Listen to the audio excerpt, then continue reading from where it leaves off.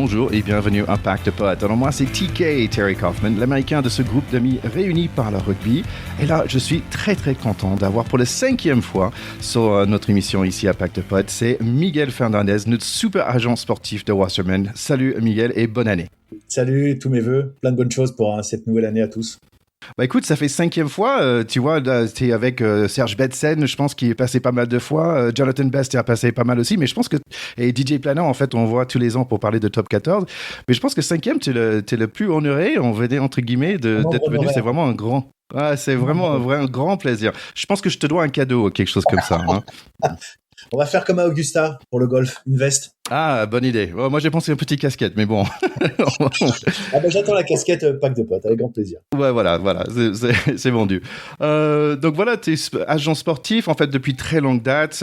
Aujourd'hui, en fait, on a plein de choses à découvrir et j'invite à nos écouteurs à découvrir les autres épisodes où on a parlé de ta carrière, en fait, qu'est-ce que c'est d'être un agent, aussi un peu le monde de sport et le monde de rugby aujourd'hui. Et là, en fait, on va parler, parce qu'aujourd'hui, tu es Executive VP Rugby de Wasserman, qui est une boîte américaine, mais un des plus grands entreprises aussi dans ce domaine, où tu gères le rubrique rugby monde entier.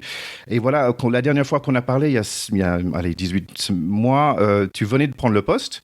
Ouais. Là, je me dis qu'aujourd'hui, ça devrait y avoir pas mal de changements. Peut-être dans cet épisode qui va beaucoup voyager, on va parler de plein de choses dans les années à venir. On a le nouveau Nations Cup, le R360, l'état de rugby en France et dans le monde. Mais peut-être pour démarrer, est-ce que tu peux nous parler un peu de ton rôle actuellement à Wasserman? Wasserman, qui est une boîte américaine dont le siège social est à Los Angeles.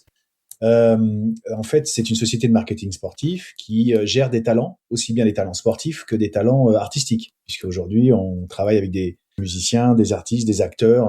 Là, j'apprends Brad Pitt, a priori, et travaille avec nous, Ed Sheeran, enfin, tu vois, c'est pas mal. C'est pas mal. C'est pas mal. Et en fait, pour faire très court et très simple, il y a des départements, des divisions, dont la division rugby, dont le président de la division rugby, c'est Pascal, avec qui j'ai démarré il y a 25 ans. On est toujours ensemble, toujours mariés. Et moi, je suis exécutif vice-président, donc j'ai en charge plus particulièrement du marché français, évidemment. Et je fais partie du board pour tout ce qui est niveau rugby à niveau international. Ça se passe plutôt bien. Je suis assez content. On marche plutôt bien. On est très présent et ça n'a pas changé notre approche en fait. Sauf qu'on a plus de moyens. Mais on reste toujours dans l'artisanat, mais avec les moyens d'une grosse industrie en fait. Donc ça, c'est plutôt sympa. Écoute, avant de traverser le monde, en fait, ce qui m'intéresse, c'est toujours toi et ton attachement, parce que tu disais la dernière fois, en fait, à peu près 30 ans d'expérience, tu restes très attaché à ce travail d'agent, en fait, le contact avec le sportif et le club aussi, parce que tu es un peu le middleman entre les deux. Mais pour toi, tu es dans un rôle aujourd'hui où tu es senior. Pour toi, quand tu vois un jeune agent, c'est quoi la qualité qu'ils ont besoin pour vraiment réussir? Alors, je regarde pas trop les diplômes, parce que je reçois pas mal de CV. Bon, faut savoir que je vais peut-être me répéter, mais pour devenir agent, il faut passer un examen, un concours, en fait, au de la fédération. Bon, une fois qu'on a cet examen-là, moi, ce que je regarde, c'est l'esprit entrepreneurial, le côté, évidemment, humain, puisque 80% des relations de ton job, en fait, c'est d'être en contact avec le côté affectif, l'affect que tu peux avoir avec la personne que tu as en face de toi. Donc c'est surtout ça qui m'intéresse, et surtout être très résilient. Parce que comme je le dis souvent, sur 10 coups de fil, j'ai 8 mauvaises nouvelles quand même. Hein. Donc oui. il faut avoir un côté très résilient et voilà. Et aujourd'hui, les jeunes, les quelques agents qui nous ont rejoints, ils ont une obsession, c'est de se dire de vivre et d'avoir un relationnel très important, un réseau très important. Et je leur dis prenez votre temps les gars. Aujourd'hui, à Wasserman, on a les moyens d'attendre. Donc, construisez votre réseau tranquillement. Ce que je veux, c'est qu'il y ait de la qualité, en fait. Et si demain, votre chiffre d'affaires n'est pas à la hauteur de ce que vous espérez, mais que en revanche, vous avez des grandes certitudes par rapport à votre portefeuille, en termes humains, en termes de potentiel, etc., moi, ça me suffit. Donc prenez le temps et être résilient, c'est marrant parce que ouais, c'est pas toujours des bonnes nouvelles en fait. Parfois, il Non, faut dire un athlète, bah en fait, il te prend plus, ou il te prend pas la moitié de ton salaire, etc. non, c'est terrible. Je pense qu'on sous-estime en fait la charge mentale de ce Ah oui, métier. Alors, grave. je vais pas me plaindre, hein, qu'on soit clair, mais il y a une charge mentale qui est très très forte. Et surtout, on est porteur 8 fois sur 10 de mauvaises nouvelles en fait. Et Faut les coacher les joueurs pour que ça arrive pas comme ça non plus, j'imagine.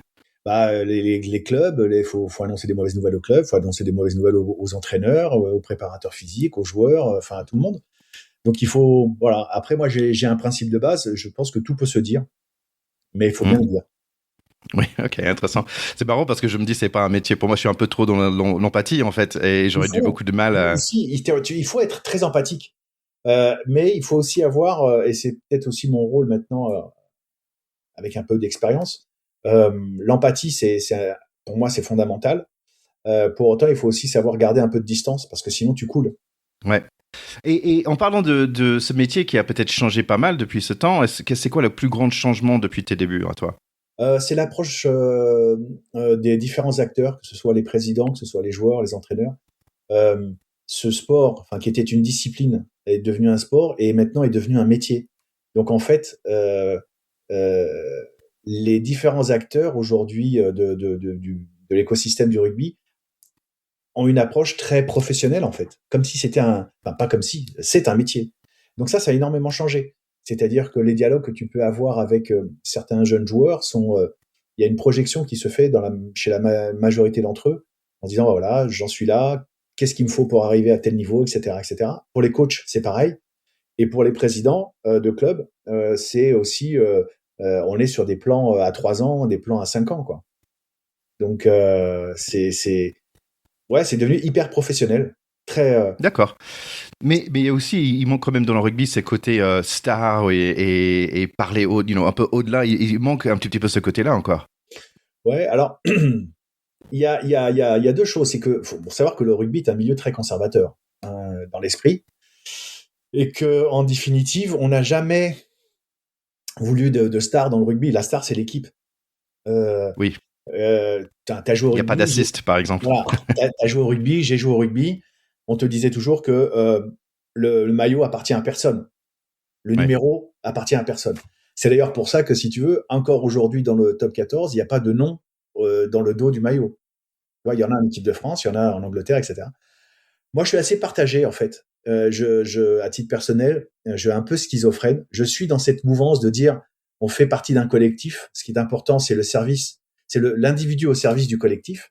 Mais en même temps, puisque je suis dans la partie business du rugby, je me dis, c'est quand même bien, d'un point de vue marketing, d'identifier certaines, tu vois, certaines personnes. Sachant que si on réfléchit d'un point de vue purement marketing et purement business, aujourd'hui, le rugby en France, en tout cas, ta fanbase, tu l'as déjà. Oui. Tu vas pas en avoir plus. Ils sont tous là déjà. Donc ce qu'il faut, c'est gagner des parts de marché pour le foot, pour le ciné. Enfin, tu vois, gagner des parts de marché. Et bah, je pense que ça fait partie des choses qu'il faut mettre en place.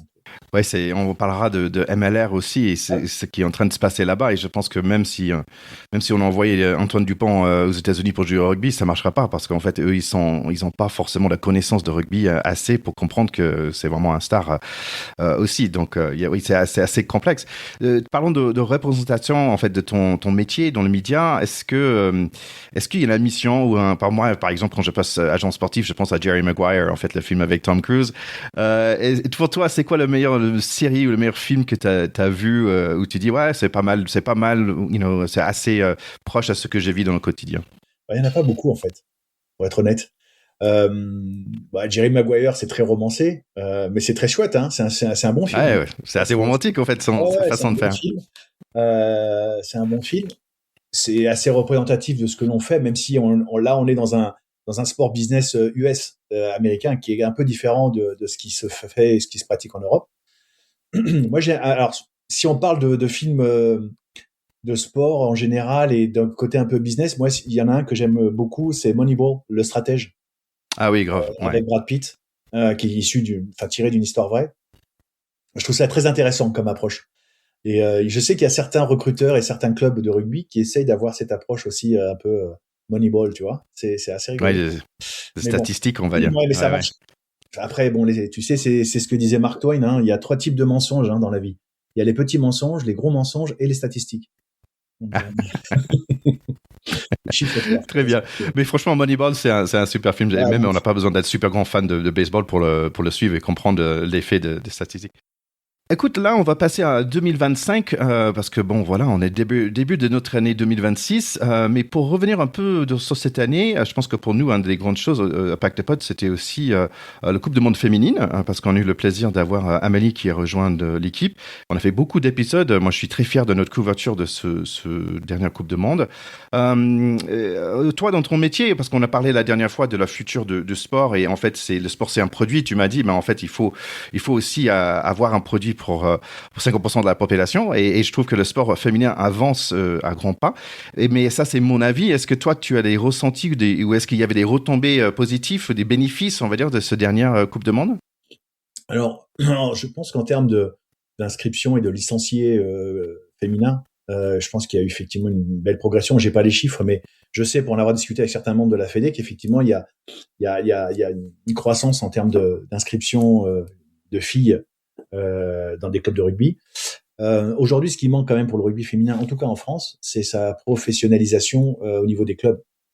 Il y a quand même très peu de moyens qui sont dédiés enfin, me semble-t-il, à la section féminine de rugby, parce que de toute façon, l'économie du rugby n'est pas non plus extensible, hein. Donc, on est limité par ça. Je pense que c'est surtout l'équipe de France qui draine l'étendard du rugby féminin, et c'est très bien, avec des résultats qui sont plutôt intéressants.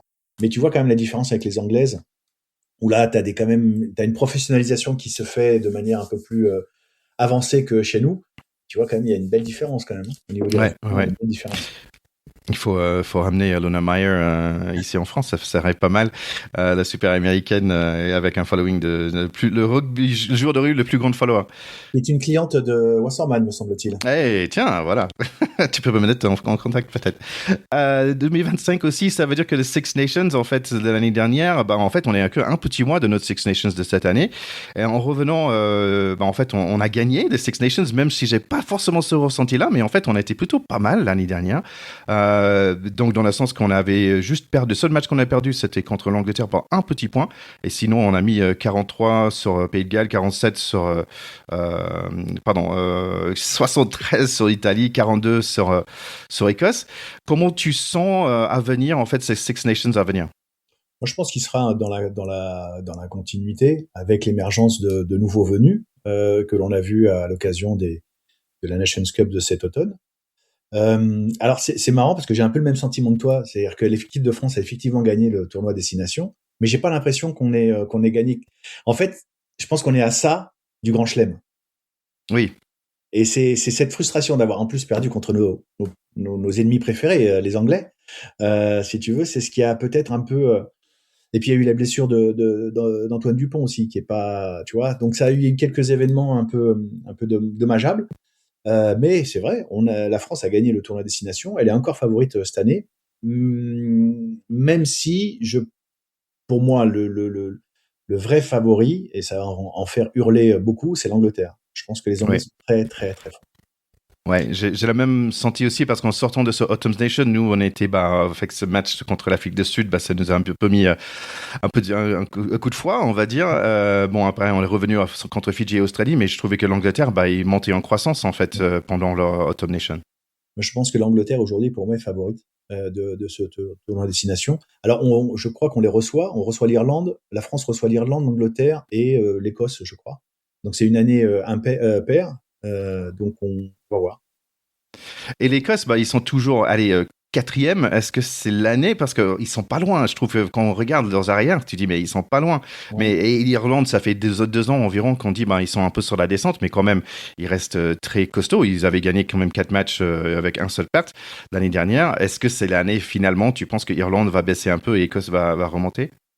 Alors moi j'en avais parlé l'année dernière, enfin la dernière fois. L'équipe que j'ai vraiment envie de suivre et de voir la progression, c'est l'Italie. Parce que euh, d'abord, si tu veux, il y a un vrai cycle qui s'est fait là, d'un point de vue professionnel avec les équipes de Trévise et de Parme avec dans le championnat l'UCR. Et donc là, ils sont à maturité. Ils ont des jeunes joueurs extrêmement intéressants que l'on voit débarquer en top 14 hein, d'ailleurs. Ouais, Brex. Et là, le Stade Toulousain s'est pas trompé hein, en signant le centre Menoncello qui est. Ah, j'adore ce mec. Ouais. Là, il y a Brex qui a signé à Toulon, etc. Donc il y a des vrais. Voilà, ça c'est vraiment une équipe que j'ai envie d'observer parce qu'il faut savoir que jouer au rugby en Italie où le football est roi, c'est très compliqué. Hein. C'est très compliqué de jouer au rugby en Italie, donc je trouve ça très méritoire. Après, pour revenir à ta question, l'Écosse, ouais, je pense qu'ils ont quand même un sacré talent derrière. Mais c'est voilà, t'as l'impression que contre l'Angleterre c'est compliqué, contre l'Irlande c'est compliqué parce que l'Irlande est toujours sur des bases très simples, mais tellement bien exécutées et tellement bien fait qu'ils se connaissent tous depuis tellement d'années. Voilà, c'est toujours compliqué de battre l'Irlande. Moi, ceux qui me font peur là, c'est les Gallois. Hein. Je trouve que le Pays de Galles c'est très très compliqué. Hein. Ils ont 2-3 talents, mais Ouais, peut-être comme tu dis, si on a un course entre Écosse et Italie pour le 3e place, ça peut être super intéressant en fait. ah ouais, Ça rend la Six Nations super. Ouais. Je super pense sympa. moi je vois pour l'instant, mais alors je suis nul en pronostic hein, de toute façon. Mais On est tous. voilà, mais je vois vraiment comme tête de série si tu veux la France et l'Angleterre, et après je vois de manière très très serrée l'Irlande, l'Écosse et l'Italie. Ouais, ok. Et sur l'équipe de France, est-ce qu'il y a des nouveaux personnes pour toi ou qui est vraiment sorti du lot ça peut être un ancien aussi, mais qui est vraiment sorti de l'eau cette année passée? Oh, il y a eu des confirmations quand même, tu vois, cet automne, des jeunes joueurs qui ont été testés et qui ont confirmé. Enfin, je vais pas parler à la place, je me permettrai pas de Fabien Galtier, mais j'imagine que là, il est en train de construire un groupe d'une 40-45 joueurs en vue de la Coupe du Monde avec la venue de certains jeunes comme Broboiry ou comme peut-être demain Finjonneau qui viendra de plus en plus présent. Voilà, là, je pense où on a des vraies interrogations, c'est à droite, pied droit. Bon, Winnie Antonio, il n'est pas éternel, malheureusement. Donc là, on a des vraies interrogations. Bon, on va voir. Il y a quelques gars qui vont intervenir. Deuxième ligne, je pense que ça devrait aller. Troisième ligne, je pense qu'on a une troisième ligne absolument exceptionnelle. La charnière, j'aimerais pas être à la place de Fabien choisir entre Romain Ntamak et Mathieu Jalibert. Mais je pense que les deux sont compatibles. Ouais, j'avais écouté quelque part quelqu'un qui disait que est-ce que c'était mieux d'avoir le chaud froid de Antoine Dupont qui est chaud et Ntamak qui est froid dans le sens qu'il a la tête très calée, très calme, ou est-ce qu'il faut aller très clinique, ou est-ce qu'il faut faire chaud avec notre ami de Bordeaux. Ouais, c'est une question qui est intéressante en fait. Bah après, c'est des joueurs qui sont complètement différents. Alors, je vais caricaturer et c'est pas bien, mais je dirais que Romain Ntamak appartient peut-être plus à la catégorie des stratèges. Et Mathieu Jalibert, qui est un joueur exceptionnel, pour moi, c'est plus un playmaker. Ouais. Tu vois, quelqu'un qui est capable de faire basculer un match parce qu'il a des qualités, parce qu'il a une vision, parce qu'il sait faire jouer les autres. Voilà. En ce moment, il marche sur l'eau, hein, clairement. Hein. Ouais.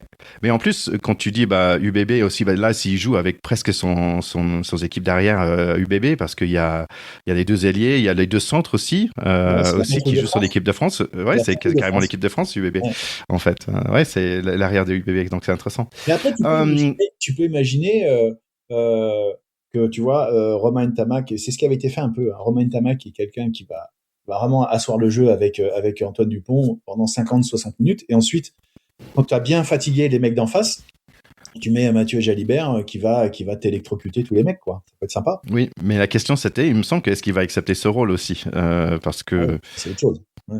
Ouais. Après, il mérite d'être titulaire, franchement, au vu de ses prestations. Ah ouais, c'est certain. Ouais. Écoute, moi, l'année dernière, j'étais très content d'avoir le retour de Gros, le pilier. Je trouve que c'est un mec magnifique. J'adore la façon qu'il court avec le ballon. Il a vraiment une énergie qui déborde. Et si vous êtes un peu gros comme moi, il faut aimer les gens qui s'appellent Gros, qui a 120 kilos et qui courent dans tous les sens. C'est vraiment magique de les voir.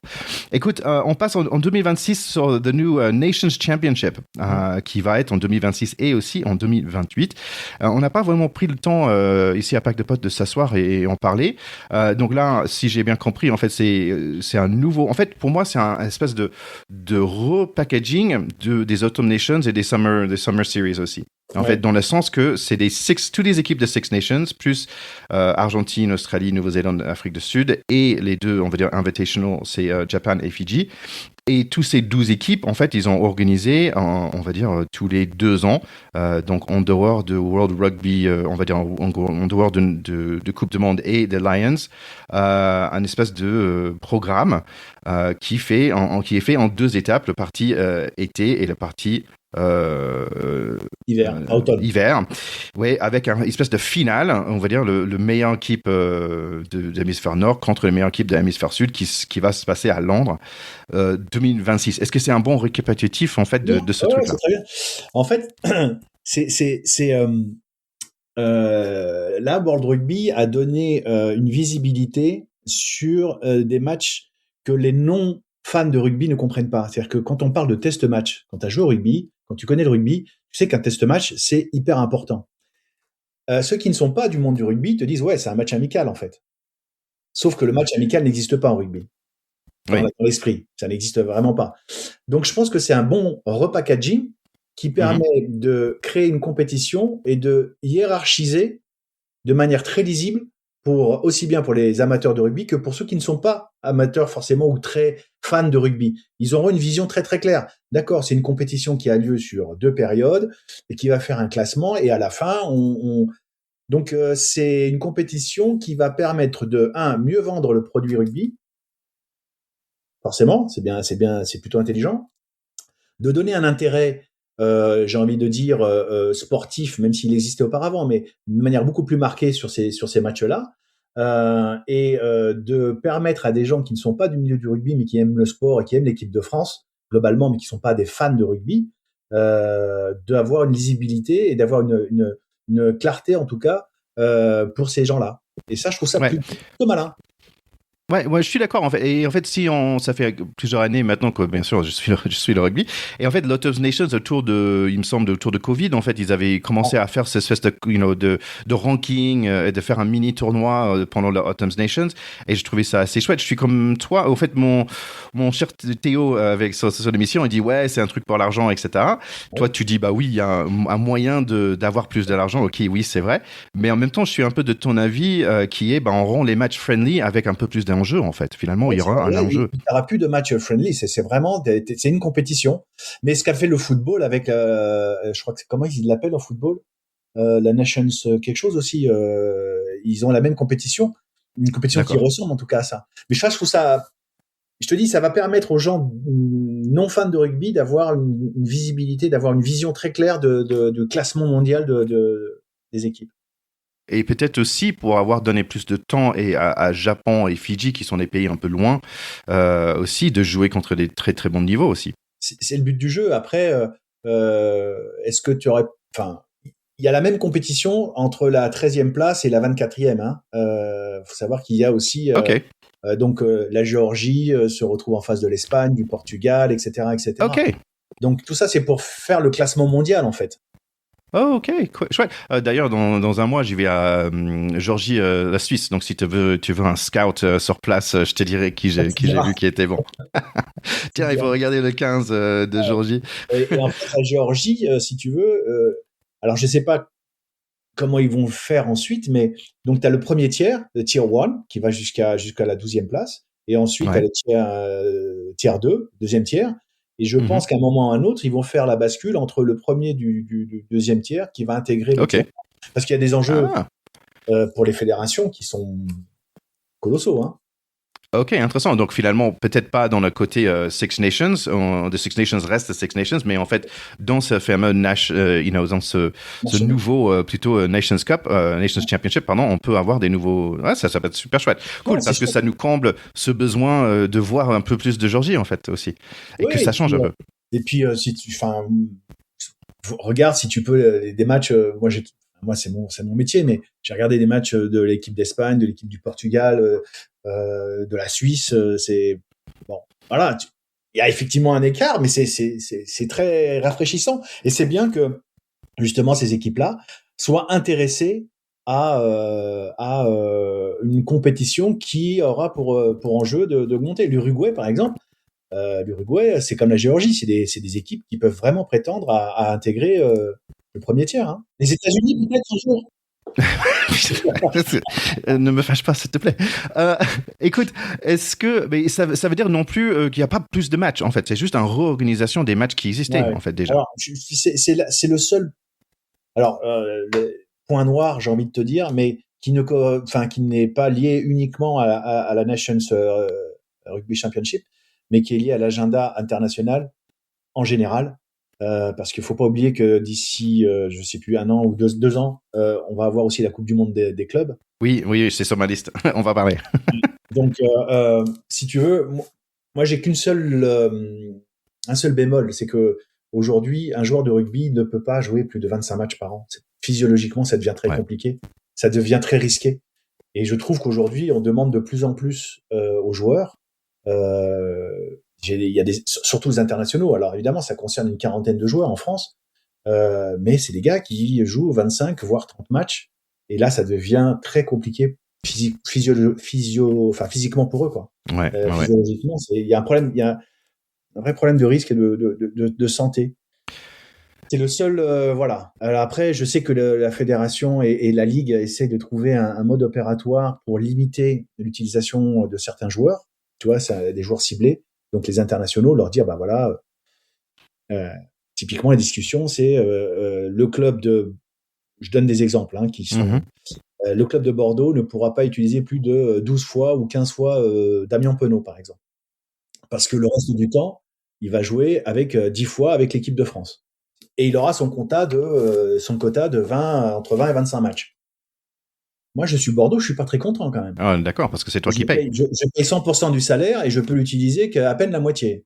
Donc, est-ce qu'aujourd'hui, la fédération n'a pas intérêt à créer des contrats fédéraux et de dire, si un joueur coûte à l'année 500, mais que moi je l'utilise 25 semaines, donc quasiment la moitié par an, je prends en charge 200 ou 250 000.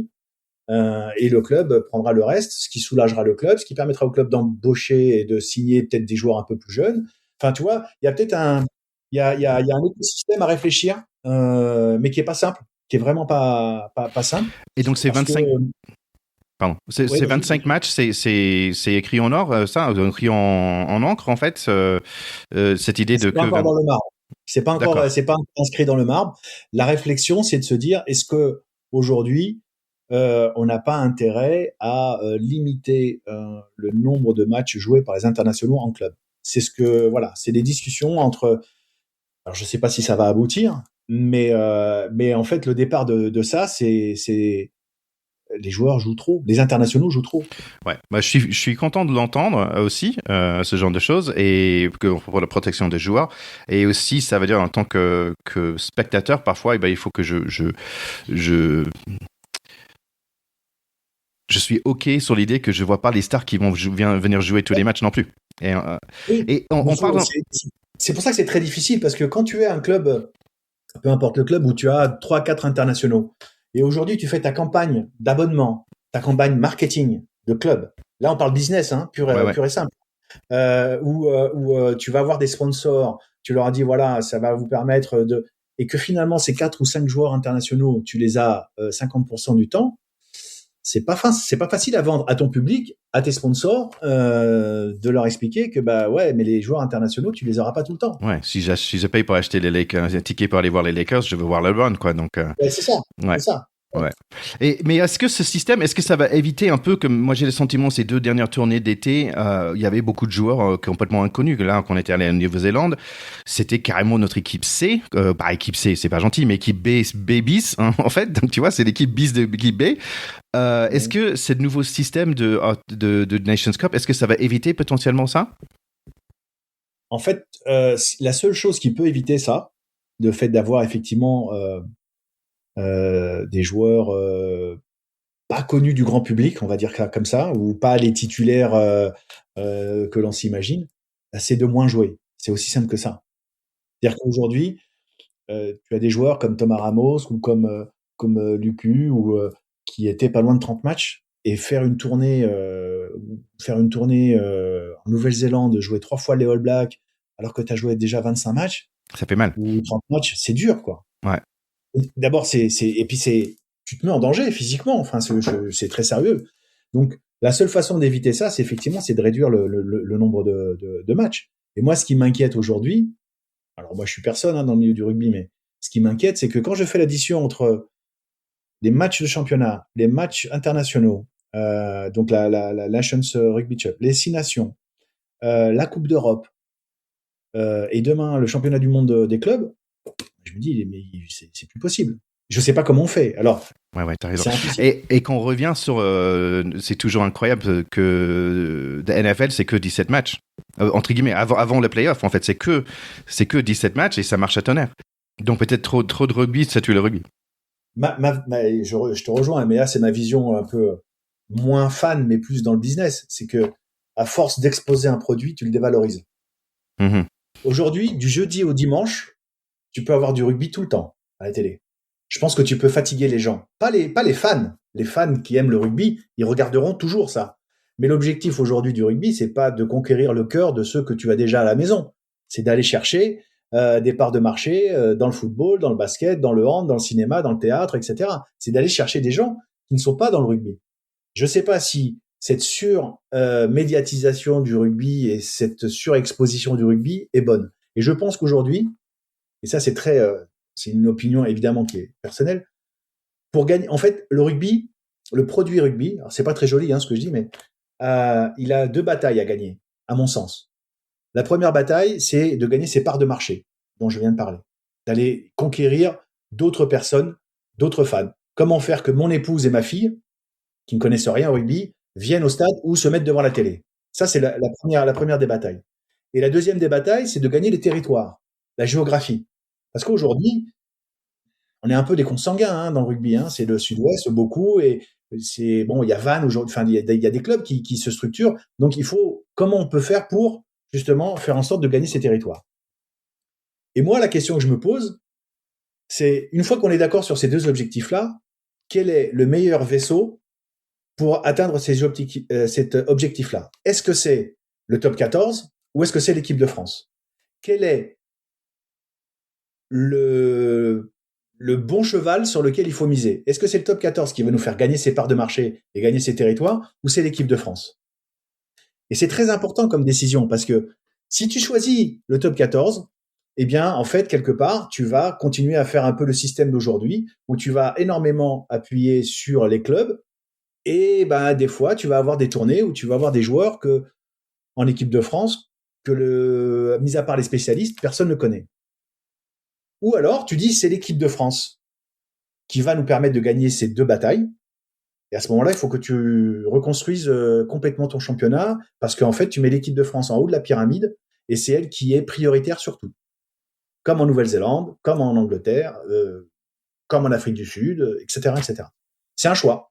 Pour le top 14, il y a des choses que je comprends pas, par exemple. Moi, je trouve que, je pense qu'on avait parlé rapidement, mais aux États-Unis, il y a des mecs maintenant qui vont suivre des clubs anglais en foot, qui sont fans Aston Villa, je dis n'importe quoi, Birmingham, etc. Mais ils se disent, mais c'est incroyable parce que c'est un mec qui vient de, je sais pas, de Mobile, Alabama, qui va suivre une équipe à Londres. C'est Bouba qui est fan de Manchester. Ok. Et en fait, moi, je trouve que récemment, dans mes recherches là pour préparer aujourd'hui, j'ai vu 2 choses intéressantes. Un, que en fait, Top 14, il vient de lancer une espèce de chaîne télévision. Et je trouve ça super intelligent aussi parce que c'est une troisième option. Toi, tu dis soit Top 14, soit l'équipe de France. Moi, je trouve aussi, si on internationalise beaucoup plus le Top 14, parce que tout le monde, j'ai l'impression, j'écoute beaucoup de podcasts anglaises par rapport au rugby, ils sont tous admiratifs du Top 14. Ils disent, waouh, ça fonctionne super bien, on adore les publics, ils ont des belles joueurs, ils ont vraiment un beau jeu. Donc j'ai plein de questions là-dedans. C'est que, est-ce que, à ton avis, le Top 14, moi je pense qu'il y a un effort à faire, à continuer à faire, à internationaliser, à américaniser ou angliciser le Top 14. Ça, c'est étape 1. Et peut-être étape 2, c'est dans l'esprit que Top 14 est le meilleur niveau de rugby en club en ce moment. La dernière fois, tu m'as dit, oui, mais il n'y a que 4 clubs qui font de l'argent. Oui.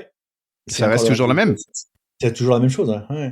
Faut savoir qu'aujourd'hui, les clubs sont majoritairement déficitaires. Alors, pas non plus des millions et des millions, mais ils sont déficitaires. Il y a que 4 clubs, d'après les dernières études de la LNR, de la Ligue nationale de rugby. Il y a que 4 clubs qui gagnent de l'argent. Donc, effectivement, ça peut être problématique, mais c'est intéressant qu'ils aient créé une chaîne, enfin. Moi, pour en avoir discuté avec des responsables de la ligue, etc., et des présidents de clubs, je leur ai expliqué que j'ai des collègues en Australie, en Nouvelle-Zélande, en Afrique du Sud, aux États-Unis, au Japon, et ils ont les pires difficultés pour voir des images d'un match de top 14. Ils n'y arrivent pas. Ça n'existe pas. On est le meilleur championnat du monde, où on se dit comme tel, en tout cas on est certainement un des meilleurs, et on était jusqu'à présent incapable de se vendre, entre guillemets, en Afrique du Sud, aux États-Unis, etc. C'est pas normal. Ouais. Il y avait un souci. C'est pas normal qu'aujourd'hui on ne puisse pas avoir des images d'un Toulouse-La Rochelle quand on est en Afrique du Sud ou en Nouvelle-Zélande. Donc, alors cette chaîne va certainement pallier en partie cela. Les droits télé, etc. Ça me paraît plutôt intéressant de les vendre parce que c'est bien de s'autoproclamer meilleur championnat du monde, mais c'est surtout mieux de le faire savoir. Et pour le faire savoir, il faut aller sur place, quoi. Il faut aller sur place. Et un des moyens d'aller sur place, c'est les images. Ouais. C'est les images. Bah écoute, s'ils ont besoin d'announcers en anglais pour le top 14, tu sais où ils peuvent ils peuvent me trouver. Il y avait quelque chose aussi dans cette histoire de top 14, parce que d'un coup, ils se disent d'accord pour faire en 2028 le Rugby Club World Cup. Donc en fait, ça, c'est l'idée qu'on a EPCR. Donc si j'ai bien compris, il y a 16 équipes, il y a les 8 équipes de EPCR dans le cadre du final. Il y a 6 équipes de Super Rugby, il y a 2 équipes de Japon. Tiens, il n'y a pas d'équipe américaine ni argentin. Et le top 14 se dit OK pour le faire, mais apparemment, est-ce que c'est parce qu'ils ajoutent pas plus de matchs? Je n'ai pas trop compris. En fait, aujourd'hui, la discussion, c'est si on fait la Coupe du Monde du rugby, ce qui est acté, on ne fait pas la Coupe d'Europe. Ah, OK. Sinon, tu peux pas. Exact. Sur le calendrier, c'est impossible.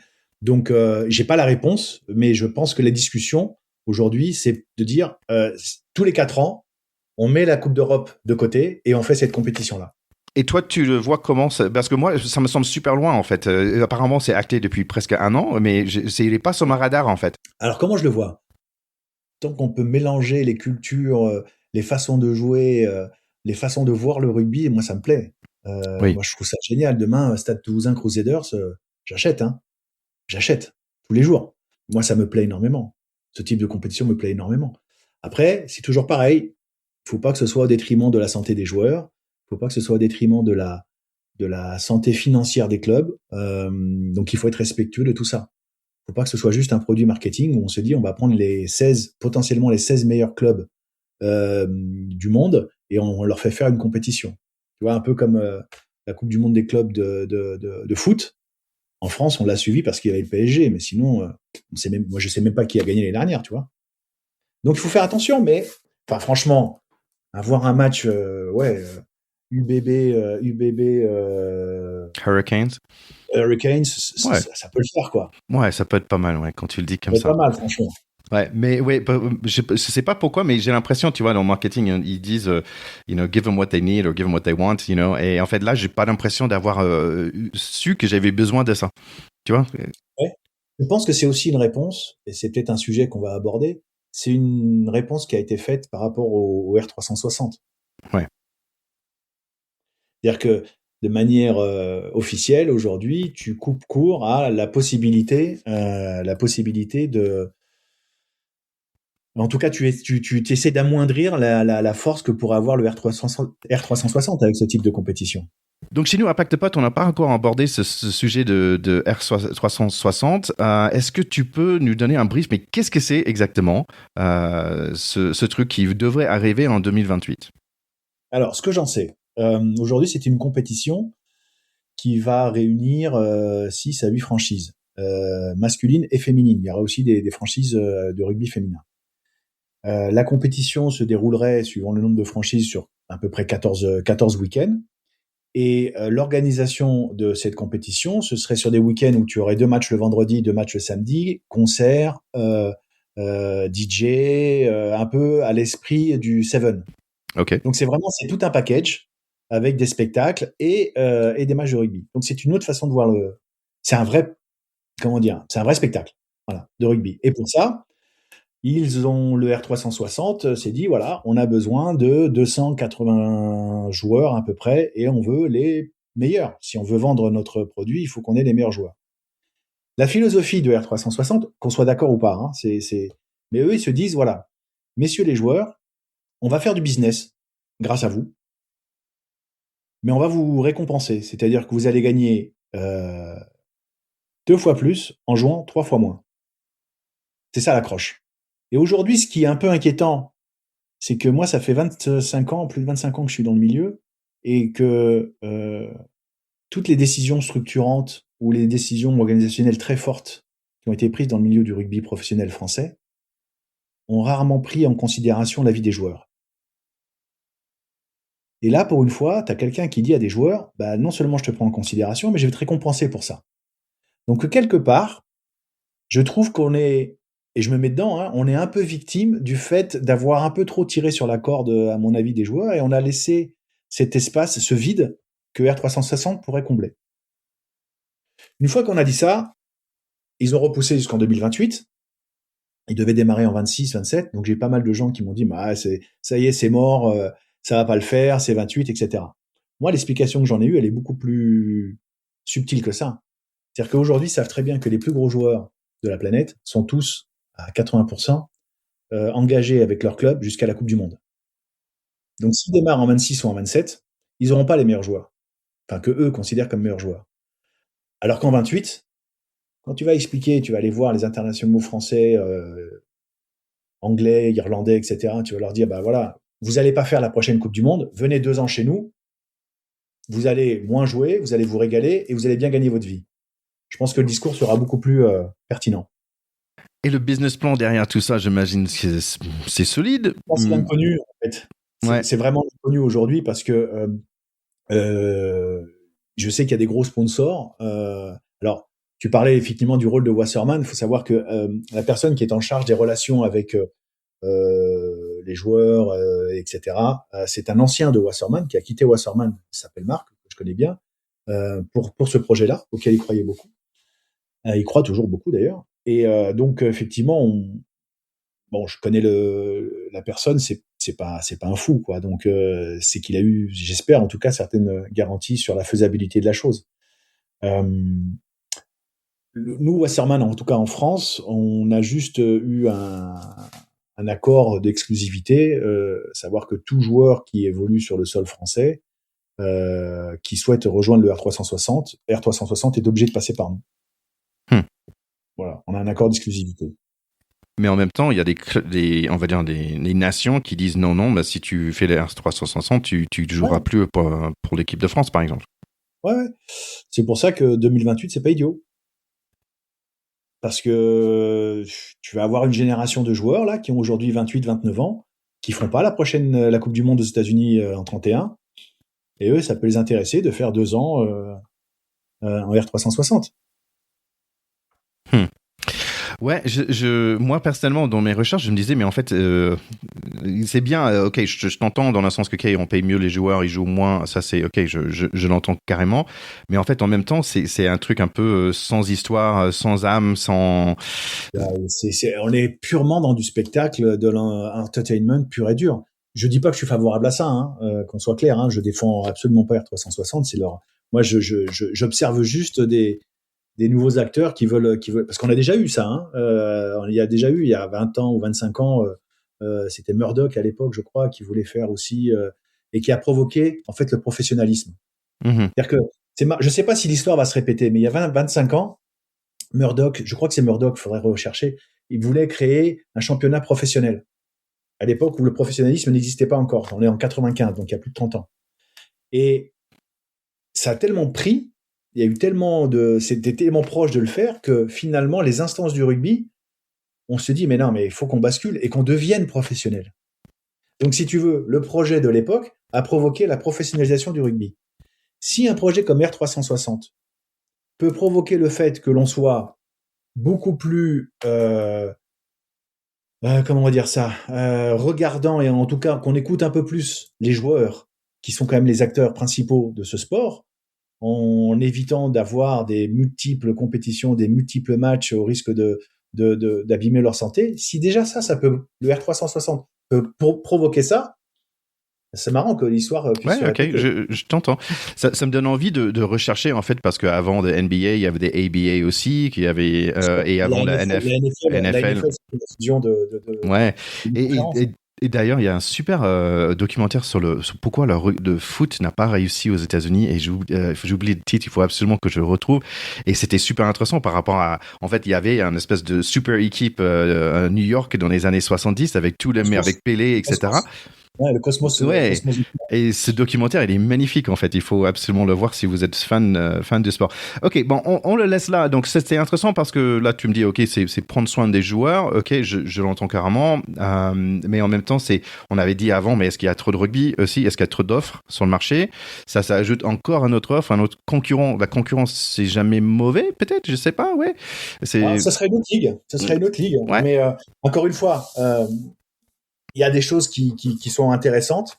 Après, on est vraiment dans du sport business. Il n'y a pas d'histoire, il n'y a pas d'histoire à raconter sur la 360. C'est juste des franchises avec des joueurs qui vont jouer au rugby, qui vont s'apprécier ou pas, et qui vont défendre des couleurs ou pas. Bon, voilà, c'est deux choses complètement différentes. Ok, bon, on garde un œil dessus, hein, et après le Coupe du Monde, on reparlera. En parlant de Coupe du Monde, déjà, c'est 2027 qui arrive très très vite, hein, parce que c'est dans c'est l'année prochaine, on va dire. Bon, il y a des choses qui changent, il y en a plus d'équipes. Déjà, il y a 4 équipes de plus. Mais la dernière fois, tu me disais, en fait, les préparations démarrent tôt. Donc, je me dis, est-ce que toi, tu es déjà dans les préparatifs et comment tu prépares, en fait, en tant qu'agent sportif, comment est-ce que toi, tu prépares un World Cup? Je me prépare, mais pas pour aller sur le terrain. Ça, c'est fini depuis très longtemps. Oui, alors, en fait, ce qui se prépare, il y a deux choses. Évidemment, la préparation de l'équipe de France, c'est des cycles de 4 ans. Donc ça, là-dessus, je suis pas je suis pas le mieux placé pour en parler sur la manière dont on pourrait construire un effectif de 40-45 joueurs pour la Coupe du Monde. Pour autant, l'effet de cycle de Coupe du Monde a la résultante, c'est qu'effectivement, beaucoup de projets, donc de clubs, vont faire un reset et vont repartir sur un autre cycle. Ça veut dire que tu as aujourd'hui des staffs, des joueurs qui soit repartiront, soit feront autre chose à partir de cette Coupe du Monde. On a vraiment pris dans le rugby ce cycle Coupe du Monde. Et tu vas avoir la venue également c'est ce que je disais tout à l'heure, le joueur international sud-africain, australien ou néo-zélandais ou japonais, qui sait qu'il ne fera pas la Coupe du Monde et qui a 29-30 ans, il voudra peut-être tenter l'aventure top 14, par exemple. Donc c'est vraiment... voilà, c'est surtout à ce niveau-là où nous, on se prépare et on est, grâce au bureau, à notre présence partout là où on joue au rugby, on sait déjà quels sont les joueurs qui potentiellement souhaiteraient venir en Europe. Mmh. Donc là, tu dis, en fait, on regarde pour des joueurs, pour nos équipes ici, de nos championnats en France et en Europe, mais aussi on va dire pour les marques. Est-ce que eux, ils sont prêts pour se préparer déjà pour dire, ok, on va prendre un joueur de rugby pour le Coupe du Monde 2027, ou est-ce que c'est un peu tôt déjà? Non. Aujourd'hui, les contrats de sponsoring que tu signes avec un joueur, tous ces contrats vont au moins jusqu'à la Coupe du Monde. Mm. C'est-à-dire que c'est vraiment en prévision de la Coupe du Monde. C'est-à-dire que les campagnes aujourd'hui qui tournent autour des matchs de rugby de l'équipe de France notamment, qui se font avec des joueurs de l'équipe de France notamment, c'est à 90%, ces contrats de sponsoring vont aller jusqu'à la Coupe du Monde et seront renouvelés ou pas sur un autre cycle de 4 ans. Mais ça dépend de l'âge évidemment du joueur, etc., etc. Mais non, les contrats aujourd'hui sponsoring sont pour les internationaux vont jusqu'en 2027. D'accord. Ouais, et je me demandais qui va être la nouvelle tête qu'on va voir plus dans les pubs à bientôt. On les connaît déjà, Hein? On les connaît déjà. Moi, je pense que Thibaut Flamand, il devrait. Tu vois, on aime bien les deuxième lignes ici à Pack de Potes, donc moi, je mise sur lui. Ouais, il a une belle histoire en plus. Ouais, c'est ça. Ouais. Et en parlant de ces nouvelles équipes, donc 24 équipes, est-ce qu'il y a des petites équipes que tu penses, en fait, de quelle nation pour toi vont sortir un peu de l'eau? Alors sortir du lot, je sais pas. Il y en a une que je vais évidemment regarder parce que ça vous a pas échappé que je m'appelle Fernandez et qu'il y a l'équipe d'Espagne. Donc voilà. Je vais enfin pouvoir dire dans ma famille en Espagne que le rugby existe parce qu'ils savaient pas ce que c'était que le rugby jusqu'à. Je vais être très curieux de voir l'Uruguay. Ok. Je pense que ça va être une équipe qui peut être intéressante. Et après, je pense qu'on aura une surprise sur une des équipes iliennes. Alors, je parle pas des Fidji, mais soit Tonga, soit Samoa. Je pense qu'il y en a une des deux qui va faire, qui va faire la une. Je pense qu'il y a. Après, il y aura pas trop de surprises, je pense. Bah, nous, on était emballés par Portugal la dernière fois. Ouais, Portugal, et franchement, on espère d'avoir un joueur portugais en fait qui va peut-être passer sur l'émission. Est-ce que je peux être en relation avec les frères Martins, si tu veux. Ok, chouette. Est-ce que c'est un avantage que ça se passe sur l'Australie? Est-ce que c'est une bonne chose pour le rugby mondial? Est-ce que c'est bon, y a sans plus ou? Moi, je suis toujours un peu déçu de voir que la Coupe du Monde de rugby n'ait jamais eu lieu. Alors, ça le sera en 31 aux États-Unis, en Amérique du Sud. Une Coupe du Monde en Argentine, ça a du sens quand même. Ah oui. Au moins ces deux pays-là. Mm-hmm. Au moins ces deux pays-là. Parce que c'est des terres. L'Argentine, c'est une terre de rugby. Assez traditionnel. Et puis les États-Unis, c'est le marché de demain, quoi, qu'il faut aller conquérir. Oui, mais c'est compliqué, hein, on va parler de tout de suite alors. Mais MLR, en fait, MLR pour être honnête, je trouve ça chouette. Mais en même temps, j'avais pas regardé. Ça redémarre en mars. J'ai regardé récemment. En 2025, il y avait 11 équipes. 2026, il y a que 6 équipes. C'est la moitié des équipes qui refont plus. Donc c'est toi, il me semble, qui nous a mis en contact avec Nicolas Godignon aussi, qui est coach à Nola Gold, qui revient pas non plus. Donc ça veut dire qu'il y a beaucoup d'équipes, genre il n'y a pas d'équipe à New York, l'ancienne équipe de Bastero il n'est plus, l'équipe de San Diego, Manono il a joué, ça devient une équipe de Californie, donc ça veut dire qu'ils sont un peu en vadrouille entre San Diego et Los Angeles, c'est 200 km quand même entre les deux. Ouais, c'est pas ouais. Et il n'y a plus des Giltinis de LA, il n'y a plus d'équipe à Miami, Atlanta, Toronto, il n'y a même pas la finaliste de Houston qui était en finale, il ne revient plus. Donc est-ce que tu sais où vont ces équipes-là ou est-ce que ça va juste disparaître et c'est quoi l'avenir pour toi?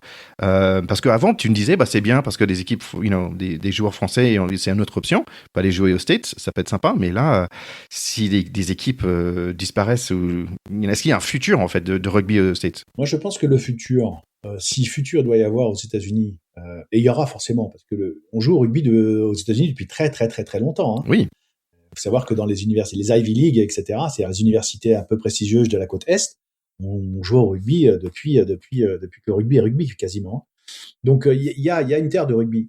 Maintenant, il me semble, alors je suis pas un grand spécialiste, mais il me semble quand même qu'il y a une espèce de fight, de combat entre la ligue privée qu'est la MLR et la fédération de rugby. Mm-hmm. Je pense que si les deux ne travaillent pas ensemble, ça marchera jamais. Parce que l'avantage de la fédération, c'est que la fédération internationale, comme toute fédération affiliée à World Rugby, te permet d'avoir un accès à tout le réseau international du rugby en définitive. Et donc, ce serait peut-être un peu plus simple pour toi de construire quelque chose. Le côté privé de la MLR fait que, en définitive, ce sont des hommes d'affaires qui montent un business. Le jour où ça marche pas, ils ferment. C'est aussi simple que ça. Donc, voilà, je suis très attristé et je suis très triste que le rugby fonctionne pas génial aux États-Unis, sachant qu'on a une Coupe du Monde en 2031 qui arrive, quoi. Ouais. Et ce serait vraiment dommage que les États-Unis fassent pas le figure pendant cette Coupe du Monde, quand même. Oui, parce que donc, si j'ai bien compris, en MLR, en fait, ils voulaient réduire le nombre d'internationaux qu'on pouvait avoir sur l'équipe jusqu'à 7, qui est pas beaucoup quand même sur une équipe de rugby. Et c'est marrant parce que moi, quand j'ai joué au foot américain ici en France, il y avait la même règle. En fait, il y avait que 2 Américains par équipe. Et que moi, j'étais en fait... Tu sais pourquoi? Ouais, Tu sais vas-y. pourquoi? En fait, ils avaient, à l'époque, à la fédération de football américain, ils avaient peur qu'une équipe embauche Tu disais. 10 ou 12 joueurs américains, tu vois. D'accord. Ok. Bon, moi, en fait, comme j'avais le double passeport, je comptais pas. Donc, en fait, c'est l'idée que, en fait, ça donnait pas d'assez d'expérience aux joueurs américains, mais en même temps, c'est le produit, peut-être, si on a moins de joueurs internationaux, que c'est leur métier de jouer ce sport, peut-être le produit serait moins bon aussi, s'il y a moins de professionnels, en fait, sur le terrain. Donc, compliqué, et moi, je trouve ça triste, en fait, de voir que le rugby aux États-Unis ne fonctionne pas très bien. Écoute, on a traversé le monde. Et là, on va revenir gentiment vers l'Europe. Et c'est dingue parce que moi, j'ai fait un grand pause, pour être honnête. J'ai fait un pause pendant les vacances. Mais en fait, je suis revenu sur les scores de top 14. Le seul match que j'ai vu, c'était le retour d'Antoine Dupont. Là où on est d'accord que c'est le Zidane aujourd'hui du rugby, c'est un truc de fou. C'est un martien, il vient d'une autre planète. Ah, c'est incroyable. Donc, je t'avais demandé au début de préparer c'est qui les pépites qui va suivre, parce que je suis convaincu des jeunes qui voulaient lui voir jouer, j'ai jamais vu ça. Et est-ce que tu peux partager pour nous qui, bien sûr, qui, lui, c'est le star de rugby aujourd'hui et vraiment, comme tu dis, est vraiment un Il y en a plein et c'est toujours un peu difficile, hein. Je vais me mouiller un peu, mais bon, la dernière fois, j'avais donné 2 noms, je crois. J'avais donné Baptiste Jonot et Oui. Gros Boiry. Je m'étais pas trompé. Alors, on a une génération de jeunes joueurs vraiment alors très intéressante. Moi, j'ai hâte de voir l'évolution de Valentin Hutto, le numéro 9 de Bordeaux, qui a Ok. 19 ans. Valentin Hutto, Hutto, H-U-T-E-A-U, je crois, ok. qui je trouve très intéressant. Le troisième ligne, qui est à Toulon, un jeune aussi qui a 20 ans, qui s'appelle Tuefa, qui est un néo-calédonien, Ok. très doué avec ses mains, enfin il sait tout faire, il est puissant, etc. Alors celui-là, il a un garçon que je regarde avec beaucoup d'attention, c'est le pilier Malaise, mais qui a déjà percé lui, puisqu'il il a été à la tournée en Nouvelle-Zélande, qui est un pilier qui était à Toulouse et prêté à Aix-en-Provence. Voilà, il y en a plein, hein. Je pourrais te parler de Liam Akram, par exemple. Liam Akram, qui est un jeune talonneur de Montpellier. Oui, ok. Qui était sur les U20, il me semble. Exactement, Ouais. qui est très intéressant. Toujours au même poste, tu as un garçon comme Thomas Lacombre, de Toulouse. Qui talonneur aussi. Il y a Arfeuil, là, dont on parle beaucoup, que je trouve très intéressant, l'ailier. Enfin, je peux faire 2 heures.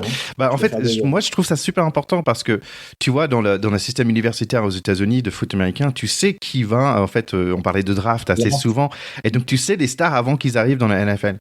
Tu vois, et donc je trouve que pour moi, je miserais beaucoup plus sur le U20 en fait, si j'étais chef de marketing en fait pour la France, parce que je trouve que quand tu regardes des matchs de U20, tu dis ah oui, lui il est intéressant. À Crabbe notamment, j'ai trouvé vachement intéressant. Il y avait des arrières et des centres qui je trouvais très chouettes aussi à regarder jouer.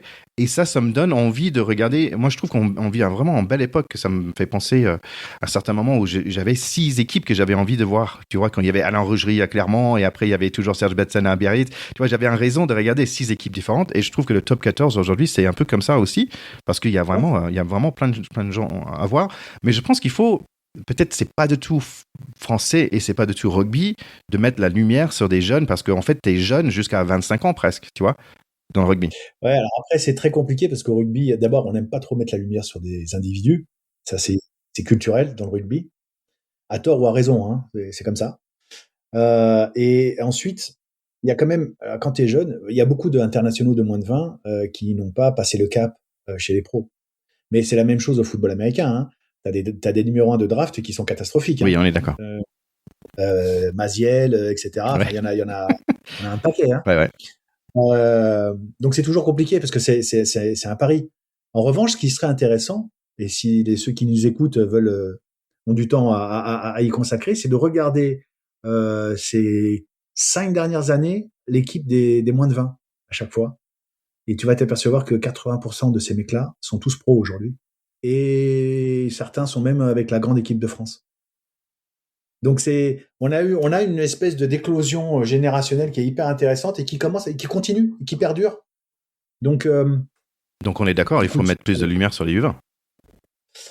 Ouais, mais après, tu sais, faut pas que ça devienne comme Icar, quoi. Hein. Faut pas se rapprocher trop de la lumière, parce que sinon, intéressant, ok. C'est compliqué parce que, voilà, je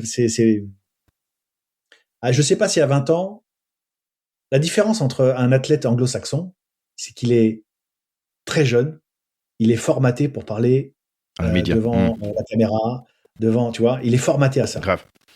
C'est impressionnant. Chez les latins, et en tout cas chez les Français, c'est beaucoup moins vrai. Donc, voilà, je pense que les athlètes, notamment US, savent gérer ça très jeunes, très très jeunes, parce que ça fait partie de leur formation. Ouais. En France, ça l'est pas encore. Même au lycée, tu as déjà des interviews pour le journal, en fait. Donc, à partir de 15-16 ans, ça commence. C'est ça, c'est ça. Écoute, et en plus c'est dingue parce que là, en préparant, j'ai regardé encore le top 14, on a eu cette match nul on va dire Stade Français et Racing, après Racing qui va mettre 60 points sur une autre équipe, après ils vont prendre 60 points sur un autre, il y a Toulouse qui est battu par Perpignan, c'est quand même le joie en fait, c'est magnifique le top 14 quand même. C'est magnifique, mais après tout ça peut s'expliquer aussi, c'est que je pense qu'aujourd'hui si tu veux performer, à la maison et à l'extérieur, il faut avoir 30 titulaires dans ton effectif. C'est tellement dur, le top 14, c'est qu'aujourd'hui, tu te concentres essentiellement sur les matchs à la maison.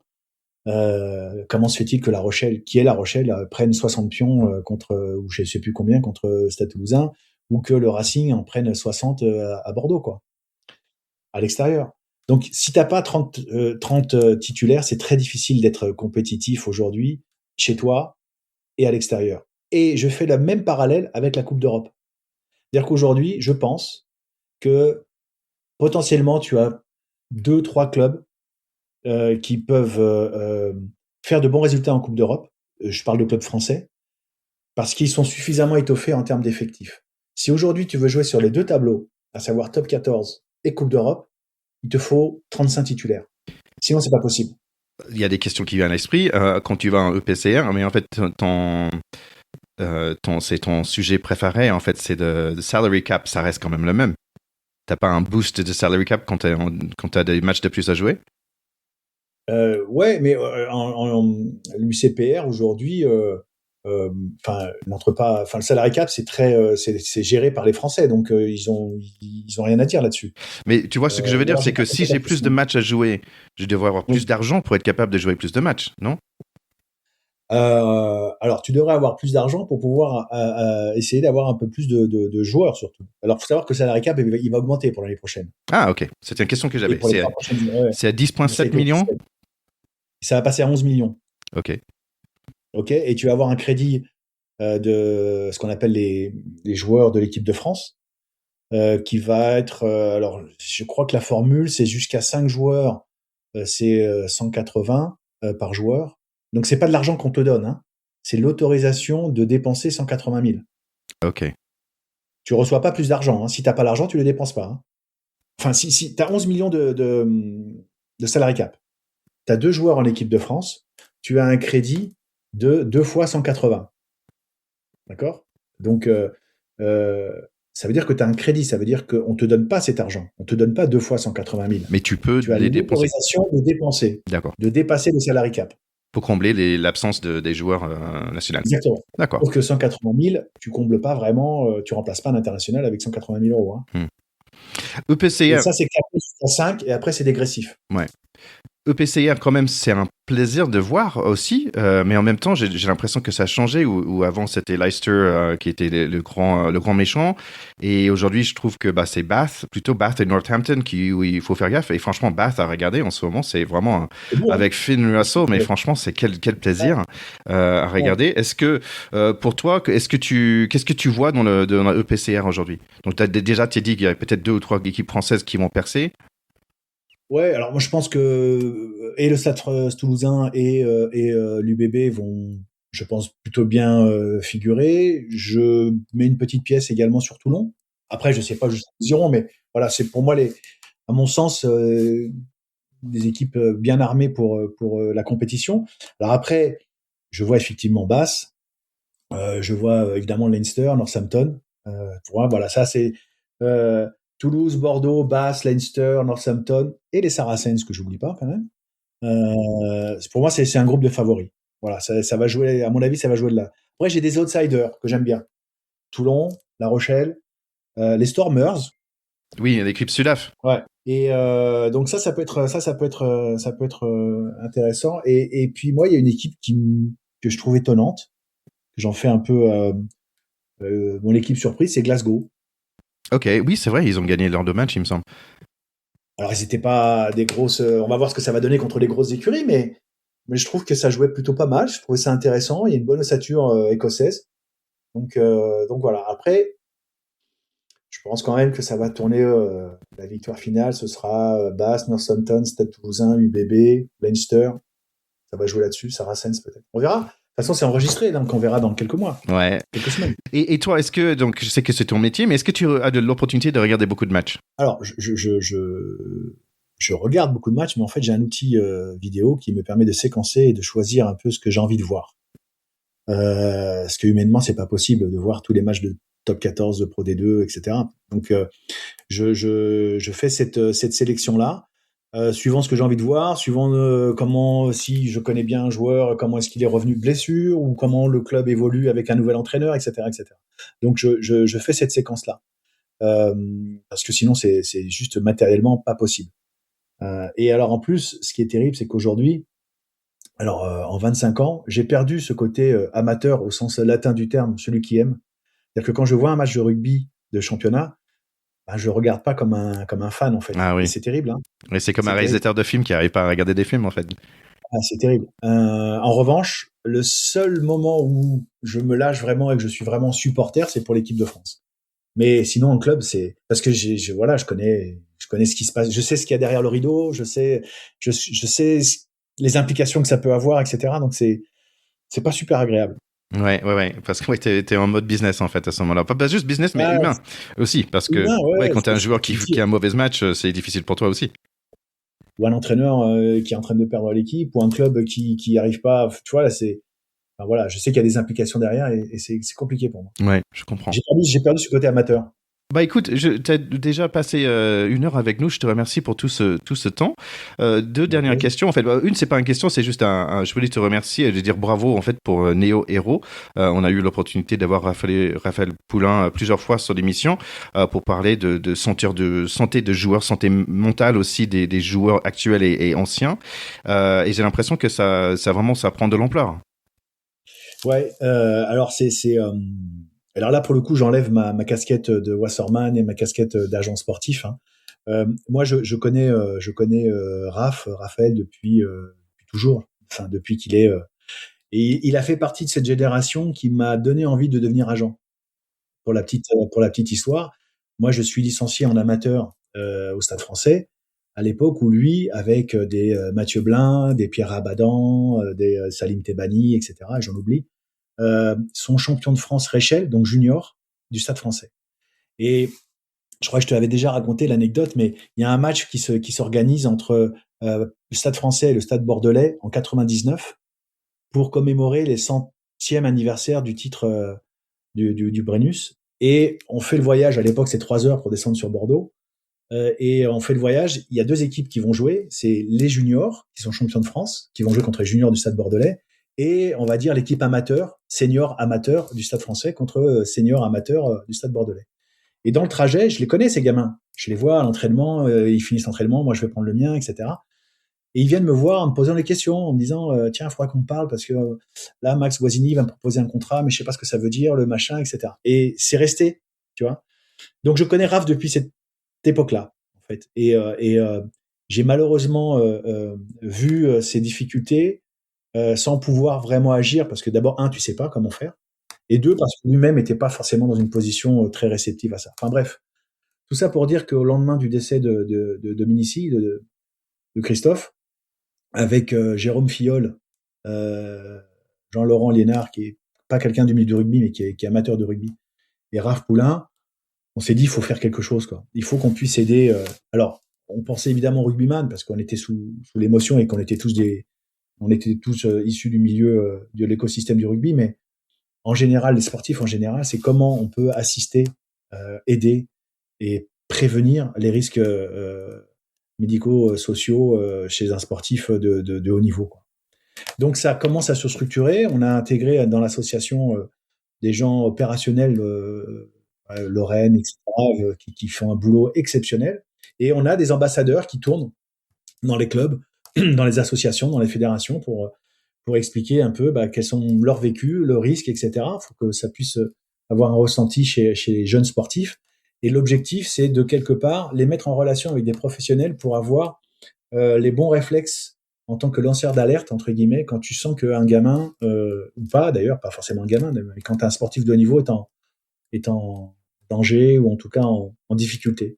Et c'est ce qu'on essaye de développer. Alors, je ne peux pas continuer sans, si jamais parmi ceux qui écoutent Plaque de Potes, il y a des gens qui ont une fortune colossale et qui veulent faire un don à une association. C'est fiscalement déduit à 66%. Donc, si ça vous intéresse, Très bien. Transmettez à Ticket qui se fera un plaisir de me passer vos coordonnées. Il n'y a pas de souci, très bien. Je serais content. Et je pense que c'est bien parce qu'on a parlé beaucoup de sport business aujourd'hui. Et je pense que c'est aussi important de parler de ne pas perdre de vision, en fait, du grassroots et le bien dans le sport aussi. Et je pense que ce que vous faites, c'est vraiment important. Ouais. Faut savoir que, c'est pour ça que je fais ce métier-là, parce que le business, j'en faisais avant d'être dans le rugby, donc c'est pas.